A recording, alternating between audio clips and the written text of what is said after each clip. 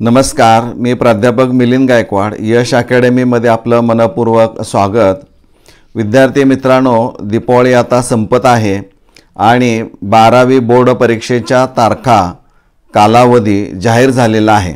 त्यामुळं आता दीपावली संपल्यानंतर विद्यार्थी लगेचच अभ्यासाला लागतील, यामध्ये कोणतीही शंका असणार नाही.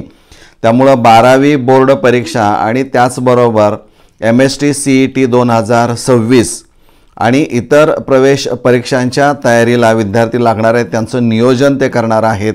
त्याचबरोबर आता JEE मेन सेशन 1चं रजिस्ट्रेशनही चालू आहे. ह्या सगळ्या गोष्टी आपल्याला माहीत असणं आवश्यक आहे.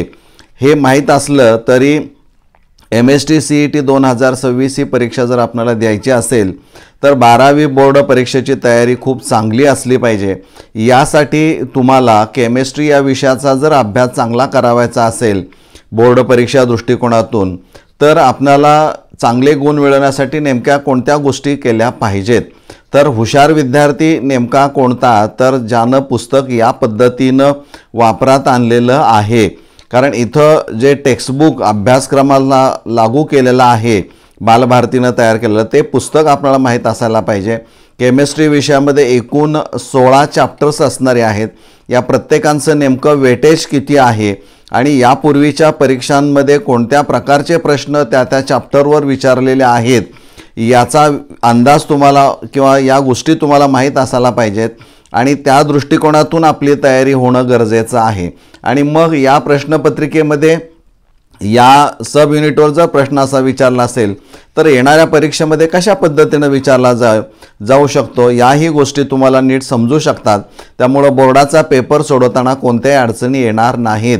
त्यामुळं टॉपिकचं नाव माहीत पाहिजे, त्याचं वेटेज माहीत पाहिजे, परीक्षेला कशा पद्धतीनं प्रश्न विचारले जातात आणि मग टेक्स्टबुकमध्ये अभ्यास करत असताना म्हणजे केमिस्ट्री विषयाचं पुस्तक अभ्यासत असताना त्यामध्ये या पद्धतीचं नोटिंग म्हणजे कुठं काय असायला पाहिजे ह्या सगळ्या गोष्टी तिथं आत लिहिलेल्या जर असतील तर तुम्हाला वाचताना एक नजर जरी टाकली तर माझी खात्री आहे तुम्हाला कोणत्याही अडचणी येणार नाहीत.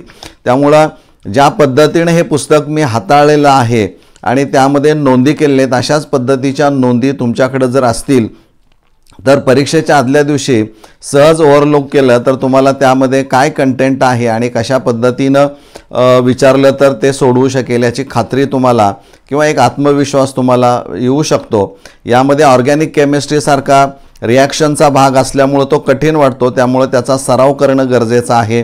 फिजिकल सेक्शनमध्ये खूप फॉर्म्युले आहेत, त्याचा सराव झाला पाहिजे.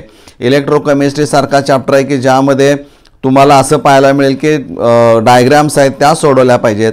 या सगळ्यांचा अभ्यास या पद्धतीनं केला आणि लिखाण पुस्तकामध्ये केलं तर कोणतीही अडचण येणाऱ्या परीक्षेमध्ये तुम्हाला जाणवणार नाही.